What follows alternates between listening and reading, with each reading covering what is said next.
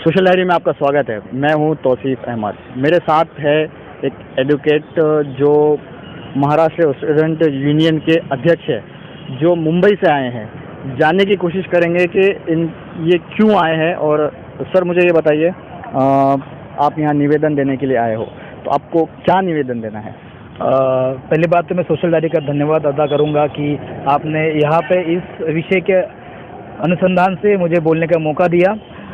हम यहाँ पे आए थे, जो स्वामी रामानंद तीर्थ विद्यापीठ है, विश्वविद्यालय है, उनके कुलगुरु से मिलने के लिए, कि हमने 9 महीने पहले 26 जुलाई 2019 को एक निवेदन दिया था।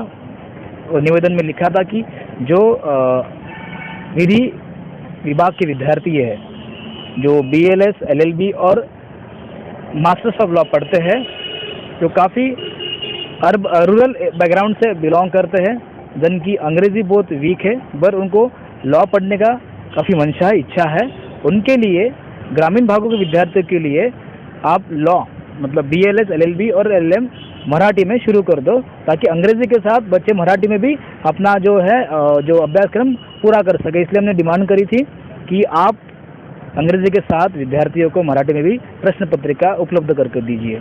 जी, इसके जवाब में आपके सवाल जो था, तो आपको क्या रिस्पॉन्ड मिला उसके बारे में? देखिए, 9 महीने तक तो कोई रिस्पॉन्ड नहीं आया। जब मैं हमारे यहाँ पे जो कमेटी के विभाग प्रमुख है, नांदेड़ कमेटी के विभाग प्रमुख वाजिद शेख जी, उनसे हमारी मुलाकात हुई, हमने कुछ डिस्कशन किया और कल सोचा कि जाके मिल के आते हैं कुलगुरु जी से और जवाब मांगते कि भैया 9 महीने क्या चीज़ होती है एक पत्र का उत्तर देने के लिए।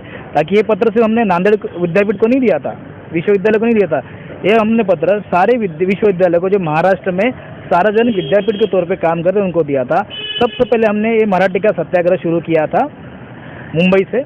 मुंबई में हमने उपोषण किया था और मुंबई विश्वविद्यालय ने हमारी मांगे पूरी की थी। उस अनुसंधान से हमने, जो तत्कालीन शिक्षा मंत्री रहे हैं महाराष्ट्र के, विनोद तावड़े, उनको भी पत्र लिख के कहा था, उनको खुद मिलने गए थे हम लोग, कि आप शासक GR निकाल के महाराष्ट्र के सारे सार्वजनिक विद्यापीठों को ये बता दे कि मराठी कितनी अनिवार्य है अंग्रेजी के साथ में। जी सर, सबसे पहले तो मुझे बताइए कि आपकी संगठन किस पार्टी से जुड़ी हुई है, या आपकी संगठन है क्या? महाराष्ट्र स्टूडेंट यूनियन ये एक राजकीय विद्यार्थी संगठन है, जो किसी भी पार्टी से बिलोंग नहीं है। हम खुद इंडिपेंडेंट है। हमारे संगठन में काफ़ी सारे एडवोकेट से वकील है, जो खुद की लड़ाई जानते समझते और विद्यार्थियों के हक और अधिकार के लिए वो खुद लड़ते हैं और लड़के अपनी आवाज़ को बुलंद करते हैं। हम राजकीय पार्टी से इसलिए एफिलेट नहीं है, हम अराजकीय, पर हमको राजकीय विचारधारा है। राजकीय पार्टी से एफिलेट जो विद्यार्थी संगठन है, आपने देखा है, ABVP है, BJP RSS से एफिलेटेड है, युवा सेना जो शिवसेना से एफिलेटेड है, NSU है जो कांग्रेस से है, राष्ट्रवादी विद्यार्थी युवक कांग्रेस जो है वो राष्ट्रवादी से। इन्होंने आज तक जो प्राइवेटाइजेशन हुआ है शिक्षण व्यवस्था में, उनकी रोकने की कोशिश करी है तो नहीं करी है। तो हमने सोचा है, हमने सबसे पहले महाराष्ट्र स्टूडेंट लॉ एसोसिएशन शुरू किया और उस हिसाब से हमने पूरे महाराष्ट्र में लॉ के विद्यार्थियों के लिए काम किया। उसी का एक पार्ट था जो मराठी का सत्याग्रह हम चला रहे थे। करीब 7 विश्वविद्यालयों ने इसकी मान्यता दी है। मुंबई विद्यापीठ ने मान्यता दी, शिवाजी विद्यापीठ ने मान्यता दी, उसके बाद नागपुर विश्वविद्यालय ने हमें कहा कि हम पॉजिटिव पे सोचेंगे, अमरावती विश्वविद्यालय ने कहा, SNDT महिला विश्वविद्यालय ने कहा, बल्कि जलगांव यूनिवर्सिटी ने भी कहा। तो इनको आपत्ति क्या है मराठी से, तो उसके लिए हम लोग वहाँ पे गए थे। जाने के बाद हमने उनको फिर से निवेदन दिया, पूछा भाई इसका क्या हुआ, तो उन्होंने कहा कि आपकी जो बात है प्रोसेस में है और बोर्ड ऑफ स्टडीज़ पे निर्णय लेगी। तो ठीक है, निर्णय लेगी, पर आपने रिप्लाई क्यों नहीं दिया?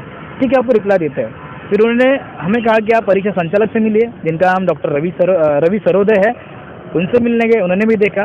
तो मुझे एक बात बहुत महसूस हुई, एक वकील होने के नाते मैं कहना चाहता हूँ कि, और एक सोशल मूवमेंट में, रेडिकेशन मूवमेंट में होने के नाते मैं हर जगह देखता हूँ कि जो राष्ट्र पुरुष है, जो राष्ट्र निर्माता है, जो महापुरुष है, उनकी तस्वीरें हर जगह लगी हुई थी। तो मैंने यहाँ पे एक अजब सा चीज़ पाई, कुलगुरु के भी दालन में जो ऑफिस होता है कुलगुरु का, उनके ऑफिस में भी इन महापुरुषों की तस्वीर नहीं थी। मैं आपकी बात को कट करना चाहूँगा यहाँ पे। आप यूनिवर्सिटी में गए हो, कैबिन में गए हो, वहाँ पे महापुरुषों की तस्वीरें नहीं हैं, तो किसकी तस्वीरें हैं? कुलगुरु जहाँ बैठते उनके पीछे स्वामी रामानंद तीर्थ, जिनके नाम पर विश्वविद्यालय है, उनकी तस्वीर लगी थी। उनका स्टैचू भी है, अच्छा है, उनके नाम पर उनका काम भी अच्छा है नांदेड़ में, मराठवाड़ा में, एजुकेशन फील्ड में।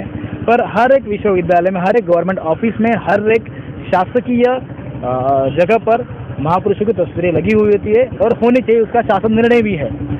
तो उसके बाद हम परिचय संचालक को मिले, वहाँ पे मैंने उनको पूछा, पहले तो मेरे काम की बात की, सर ऐसा ऐसा है, तो कहा कि निर्णय हुआ था, हमने आपको पत्र लिखा था। मैंने कहा दिखाइए फिर, तो पत्र किसी और को भेजा है मेरे नाम पर, जिन्होंने आरटीआई से कुछ डिटेल मांगी थी उनको दिया, मुझे तो पत्र दिया नहीं। तो मैंने उनको दोबारा किया, सर मुझे पत्र नहीं मिला, आपने किसी और को दिया, मुझे दीजिए। तो थोड़ा सा अलग से बिहेव करने के मैंने कहा कि sir I am an advocate, आप मेरे से इस तरह से बात नहीं कर सकते, रिक्वेस्टफुली बोला। और उनको एक भी रिक्वेस्ट की कि सर, जब मेरे सहकारी भी साथ में थे, सर एक बात बोलना चाहूँगा, रिक्वेस्ट है मेरी कि आपके ऑफिस में महापुरुषों की तस्वीर नहीं है, कृपया लगा दीजिए। मैंने कहा गलती है हमारी। फिर हम लोग जो प्रो वाइस चांसलर है, उनका नाम है, प्रो वाइस चांसलर का जोगिंदर सिंह बिसेन, इनको मिले, इनके कैबिन में उनको भी बताया सर ऐसी ऐसी बातें हैं और अभी तक रिप्लाई नहीं आया। हाँ ठीक है, हम लोग करते हैं, आपका रिप्लाई आ जाएगा, बोर्ड ऑफ स्टडीज में लिया है, चलो ओके। उनको मैंने कहा कि सर आपसे भी रिक्वेस्ट है, आपके भी कैबिन में मुझे महापुरुषों की तस्वीर नहीं दिखी, उनके कैबिन में भी नहीं, उनके कैबिन में भी नहीं है। तो मुझे तो और गुस्सा आया कि अरे यार ये क्या चल रहा है, हर जगह नहीं है, इसके पीछे क्या मानसिकता हो सकती है। तो मैंने उनको पूछा सर क्यों नहीं है, तो उन्होंने कहा कि ये विद्यापीठ की परंपरा है। मैंने उनको कहा कि सर विद्यापीठ परंपरा से नहीं चलता है, पब्लिक यूनिवर्सिटी एक्ट से चलता है ना। तो वो एक्ट जो है आपको एडमिनिस्ट्रेटिव पावर देता है कि विद्यापीठ कैसे चलाना है। पर महापुरुषों की तस्वीर है तो गवर्नमेंट ने कहा लगाने के लिए, वो कहते हैं कि यहाँ पे किसी ने महापुरुषों की तस्वीर लगाई नहीं है अब तक, मतलब मुझे लगता है 30 साल हो गए विश्वविद्यालय के बने और कोई महापुरुषों की तस्वीर लगाते हैं, मतलब उसके पीछे सोच क्या होगी। तो तभी हमने क्या किया, हमने तुरंत वहीं पे हैंड राइटिंग से उनको निवेदन दिया और कहा कि भैया ये आपको रिक्वेस्टफुली निवेदन है और इस पर आप काम करिए। इसके बाद हम लोग चले आए, हमने सोचा कि ये तो बात बड़ी गंभीर है, ये परंपरा को, जो मानसिकता को बने आ रही है, मानसिकता धीरे धीरे पूरे देश में फैल सकती है, पूरे राज्य में फैल सकती है, इसलिए यहीं पे काट देना इसको ज़रूरी है, इसको रोकना ज़रूरी है। तो आज हम जहाँ पे खड़े हैं, कलेक्टर ऑफिस में खड़े, जो नांदेड़ के जिलाधिकारी ऑफिस में खड़े, आज हमने उनको जिलाधिकारी साहब को भी निवेदन दिया। उसमें लिखा है कि स्वामी रामानंद तीर्थ मराठवाड़ा विद्यापीठ कुलगुरु, प्रकुलगुरु और परिचय संचालक, इनके ऑफिस में जो राष्ट्र पुरुष है, जिन्होंने राष्ट्र निर्माण के हेतु कार्य किया है, उनकी तस्वीरें नहीं होने की वजह से आप इन पे सख्त कार्रवाई करो और इनकी इंक्वायरी बैठाओ। अगर ऐसा रहा तो सारे राष्ट्र पुरुषों को तो कुछ नहीं समझेंगे ना, जिनकी वजह से हमको बोलने का अधिकार मिला है, शिक्षा का अधिकार मिला है। अगर वो खड़े नहीं होते तो आज शायद सरदे साहब भी वहाँ बैठे नहीं होते, ना आज मैं आपके सामने खड़ा होता एक वकील बन के। तो हमारी बस एक रिक्वेस्ट है, निवेदन है जिलाधिकारी से और विद्यापीठ के पूरे सारे मैनेजमेंट काउंसिल से। उन्होंने कहा कि हम लोग मैनेजमेंट काउंसिल में बताएंगे। अब मुझे बताओ कि महापुरुषों की तस्वीर लगाना मैनेजमेंट काउंसिल के अंदर आता है क्या? वहाँ पे डिस्कस करेंगे। ये गलत बात है, इस गलत बात को रोकना चाहिए, इसलिए हमने आज निवेदन दिया। ये प्रोसेस है, अगर प्रोसेस से नहीं मानते तो हमें लोकशाही और संवैधानिक मार्गों से हमारी लड़ाई जारी रखनी है। मैं आपके माध्यम से कुलगुरु को और मैनेजमेंट काउंसिल को और बोर्ड ऑफ स्टडीज़ के सारे लोगों को बताना चाहूँगा, प्रकुलगुरु को बताना चाहूँगा, परिचय संचालक को बताना चाहूँगा कि राष्ट्र पुरुष किसी धर्म जाति के नहीं होते, राष्ट्र पुरुष राष्ट्र के होते हैं और राष्ट्र के प्रति उनकी जो उन्होंने काम किया है उसकी प्रति भावना रख के उनकी तस्वीर हम लगाते हैं, उनका आदर करते हैं। तो मैं चाहता हूँ कि इस पर सख्त कार्रवाई हो, इस पर इंक्वायरी कमीशन बिठाया जाए जिलाधिकारी द्वारा। अगर यहाँ पर भी हमें वैसे ही अगर रिजल्ट मिला तो हमें कोर्ट के दरवाजे खुले हैं और इसके पहले हम एक आंदोलन जरूर करेंगे। आज आपके माध्यम से हम लोग ये बताना चाहते हैं कि अगर नहीं हुआ तो विद्यापीठ में आंदोलन करना लाजमी है।